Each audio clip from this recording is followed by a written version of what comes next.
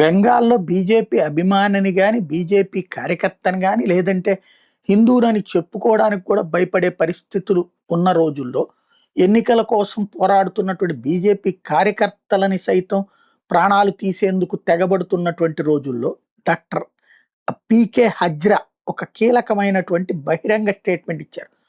తను రూ. 2000 హాస్పిటల్‌లో చార్జ్ చేస్తారట. ఇప్పుడు రూ. 1000 తీసుకుంటాను కాబట్టి జై శ్రీరామ్ అనాలని ఆయన ఓ షరతు పెట్టారు. నా హాస్పిటల్‌కొచ్చి జై శ్రీరామ్ అంటే రూ. 500 డిస్కౌంట్ ఇస్తాను.